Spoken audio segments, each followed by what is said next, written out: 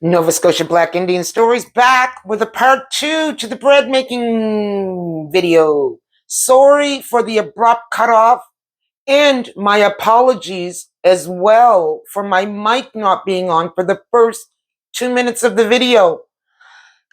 Good video. I hope that, you know what, when you receive it, that you take the time to just get through that 2 minutes, forward it. Anyways, we're back with part 2. And as I said before I got so abruptly just shut off, just like that. Anyways, we need a part 2. Anyways, we were waiting for the bread to rise, and I want to show you what it's going to look like. Yours will. See, it's risen. See how that tripled in size? Now we are going to put it into pans. And this is what I do. I get me my knife. I'm just using a sorted bread knife. And I take and I put lard on my hands. Now, why do I do that? Because when I'm handling the dough and I'm trying to shape it, it stops it from sticking to my hands. Just like you see me doing the palms of my hand. And I'm doing 3 loaves of bread. So I'm picking the dough up. And I got a pretty good idea what size I want each loaf. Right? And I'm just cutting it off, just like that. And then I'm just taking it and I'm forming it into a loaf pan. Because once it is formed and put into the pan, then we've got to let them rise again in the pan before they go in the oven. Just like that, guys. Now, you may have to repeat the oil thing, or you may not. I'm just forming it into a loaf. Just like that. Putting each ball that I have formed into the center where it's going to rise. And I will, and don't worry if it's not exactly equal. Truth be told, hardly any of mine have ever come out equal. I always get a loaf that's bigger and more even, but this is what your loaf pan is going to look like. That will, now see, that will raise and rise, spreading throughout the whole pan and above. And it'll be ready to put in to the oven. They will be ready to put into the oven once they have risen at least an inch or 2. Well, I'm going to say an inch off the pan, above the rim of the pan. So, there was something else I wanted to say in this video, because we're going to let that rise. And once this is ready to go into the oven, we will preset our oven to 350 degrees. Putting it into a 350 degree oven, we let it stay in there for 25 minutes, and voila, your bread is done. So you were with me for the process. We probably had about a 15-minute prep. 20 if you want to put the knead in there. Putting it in the pan. Another 5. Not even. Then the bake time, as I said, is going to be 25 minutes at 350 degrees. Okay? And if your oven should happen to run higher or lower, you'll know how to make your adjustment because it's your oven. Because I do realize that this is all, sometimes altitude can uh, make a difference when it comes to your oven, and it's either being too hot at 1 degree, like that 350 degrees might be 375 because of your altitude. I don't know. You know where you're at, but that's another thing. Put in the chat where you are from.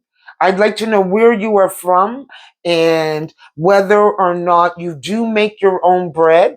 Um, and if not, you don't make your own bread, where do you get your bread? Do you buy it from the grocery store? Do you go to the bakery to get your own bread? Or even if you even eat bread at all? Because a lot of people are not eating bread these days. But it'd be just cool to know. Anyways, I hope that you are making a great day. Um, and once again, I apologize for the previous video just cutting off like that, as well as my mic not being on. So we made sure that the mic is on and it's working this time. It is on. My green light is on. It's been on. So that's a good thing. I also heated up some soup because I have not eaten anything. And whew. Anyways, I'm not going to eat in front of the camera. I will not do that. I'll save you all that. But what I will do is I'll wash up my pan or my bowl. Yeah. I remember when my mom used to do bread, her bowl was probably twice, it wasn't a bowl, it was a tin pan, and it was probably twice this size. And my mom would do batches of bread, so nothing less than 6 loaves of bread, which makes sense considering that we were a large family, and for her to do 1 or 2 loaves it just wouldn't have been worth her time to do that. So yeah. Did you grow up with your mom making bread, or you know, was your mom cook in the kitchen, or when maybe your dad was the cook? Because you know what, we got some awesome dads out there too that can, or men, period, that can tear it up in the kitchen. In fact, I have had a lover or two teach me something in the kitchen. I sure have. Yeah. Well, I taught him things in other places. Okay, Hilda. We'll keep this, we won't make it R-rated. We're not trying to go there. No, the whole point being, though, is this, that I don't think gender has a call on whether or not you're a good cook, because some of my greatest teachers, as I said, have been men. Depends on what's in your spirit, and that's how you express it. I like to cook. I have always liked to cook. I'll tell you, I was probably started to, oh my goodness, let me tell you about my first job. My first job, I was working at a boarding house. Well, the boarding house used to be a hotel, and different things. Went from hotel to boarding house. But my whole point being is, when I worked there, I was 15 years old. First job, lied about my age, lied about my abilities. I got a job as a cook, cooking for this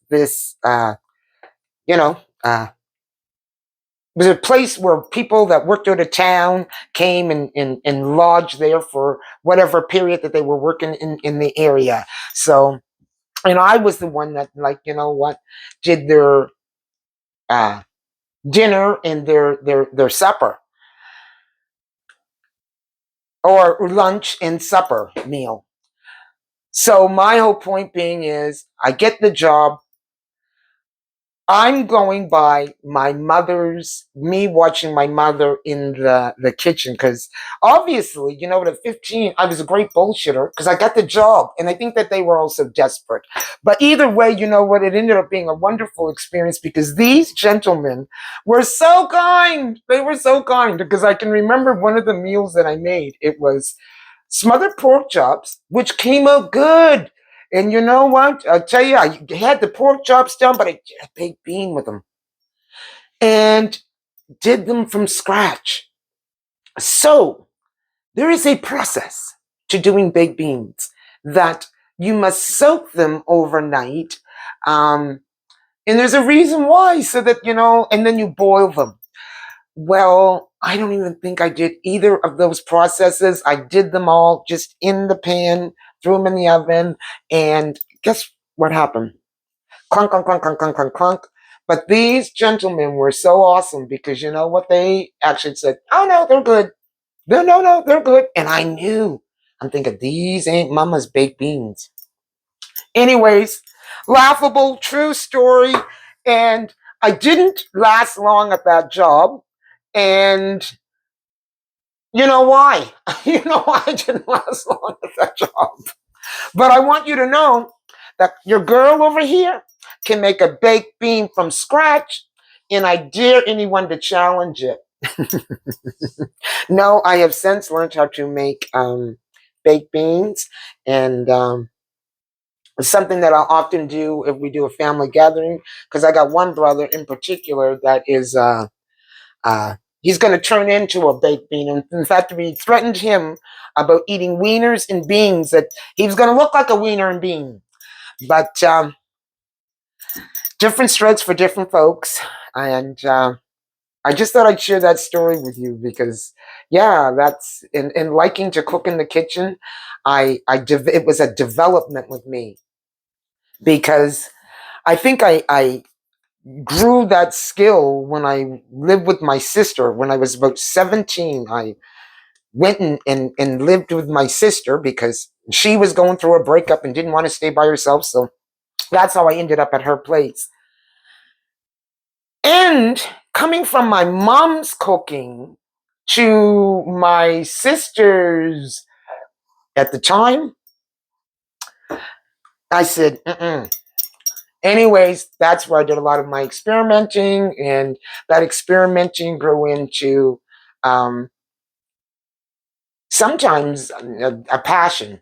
I just, when I do it and I enjoy doing it, I can do it well. Like anything that you have a passion for, and when you go about it and you passionate about it, it can turn out well. And if I'm not feeling it, it don't turn out. And that's not to say that, I can cook everything or anything. I'm just saying that, at the heart of it, I can cook. Okay. And I can do more than an egg, boil an egg or boil potatoes. Okay. I can actually throw down in the kitchen if I needs to. And if I'm loving on you, oh, I like to love on you with showing that in the kitchen in some sort of way.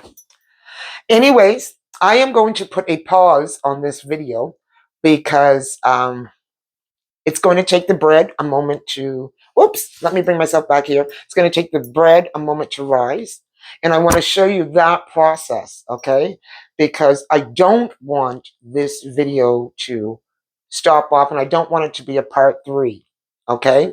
And if for some reason I don't make it back here during this video, and if you're feeling the vibe, hit the like button.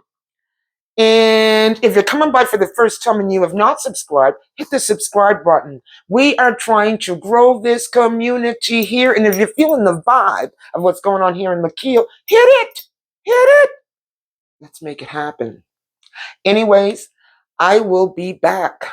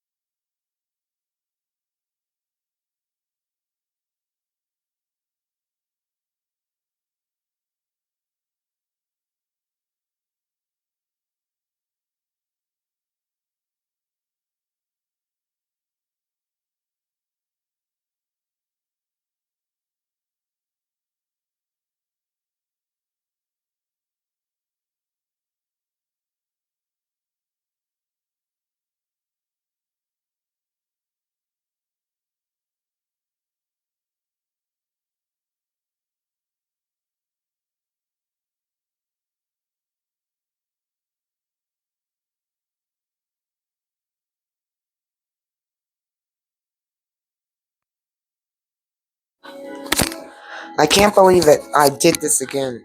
I forgot to turn on my mic. And I am going to have a percentage.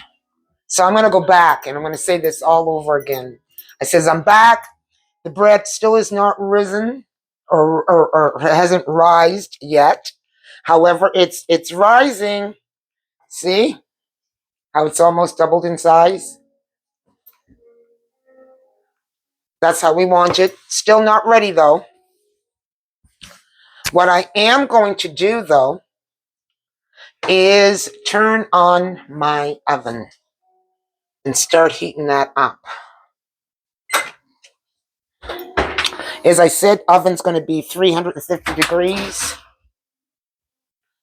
And we're going to bake that at 25 minutes once the bread is ready to go into the oven. And that's once it's raised in the pan. But we were talking about relationships. And we're in that time period of where you might be examining your relationship, and you may have decided to let some people go or to leave a job, or there's some massive change that's going on, that life has brought you to that moment of where you realize that it no longer fits in your life. That can leave you in a place of uncertainty, because you're not so certain about what the future is going to look like. What you do know is that you want change. That can be the most challenging, lonely time. It's challenging because you know what? It's refining you. It's allowing you to take the journey or the road that you know what you've been nudged through your spirit to take. However, you through whatever the reasons decided to not take that road, but you do find yourself now. As I said, that uncertainty can leave you in a place of feeling many different feelings, and I'm telling you that what's happening with you right now is refining you. It's refining you to be who you were truly meant to be, and to hold on. Hold on. I know it's a lonely time, because usually with a massive change comes a change in many different things. And it's not just with inside your relationships, inside the relationships that were surrounding that relationship. It's inside the job, the people who surrounded the job, because we often invest so much of ourselves into that job. And that becomes, what, your coworkers, especially if your coworkers were a huge part of your social engagement. So all of those changes and the refinement of who you are and changing your life, I'm telling you to hold on, because you walking through that door and choosing you and to step into your higher self and taking the courage to heal and address what needs to be addressed, you are doing something that so many people around you do not have the courage to do. But I'm here to tell you in your solidarity, you are more than all right. You are divine, baby. And you are refining. You're refining. You're stepping into your greatness. But that's not going to come without challenges. With every challenge I have ever been, every rejection, or what I thought was rejection, it really wasn't. It was a rerouting of the universe, redirecting me to my path, but allowing me to learn from the experience, because it did not break me, and it has not broke you either. If you are connecting with this video, if you have taken and spirit has led you here, it's obviously so that you can hear this. You can hear this, because sometimes we're just holding on. And I do know what it's like to just hold on too. Whew. Your breakthrough. Your breakthrough is here. It really is. Just remain strong. Remain consistent and remain 10 toes down. That's what forges change. And confirmation, oven's ready. Bread's not, but oven's ready. So you know what? It's called get ready, because your change is coming. Anyways, I just felt the need to say that because, I have found myself going through changes, but all of them worth it. All of them. And finding myself standing in front of you today way more empowered than I was yesterday. That's the power of change. That's the power of the universe. That's the power that lies inside you, that lies inside me. Powerful. Okay, I'm back. Bread is almost ready to go into the oven. I want you to see, and I don't know whether you can or not. Let me see if you can. Well, you can, sorta. So this is what your bread should be looking like. And as soon as my timer goes off, I will put them in the oven. Now remember, I told you that they're not all going to be like the same exact, right? This one didn't have as much. But nonetheless, we got a good loaf of bread there.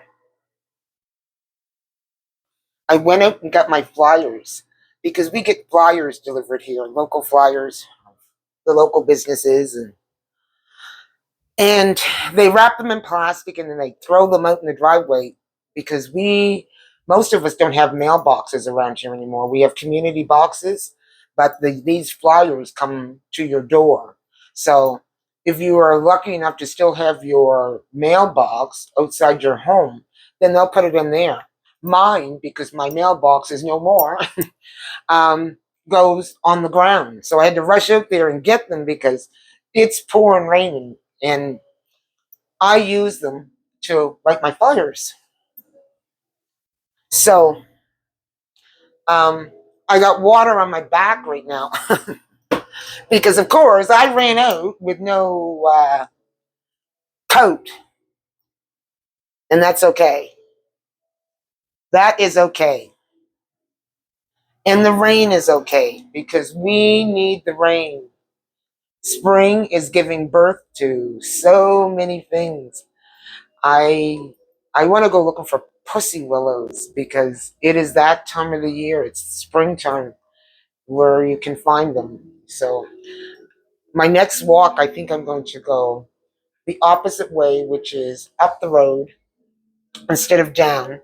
And I know that as a kid, I used to find them along the ditches, up, going up, as opposed to down, because I've been down quite a few times and I haven't seen anything that resembles. So,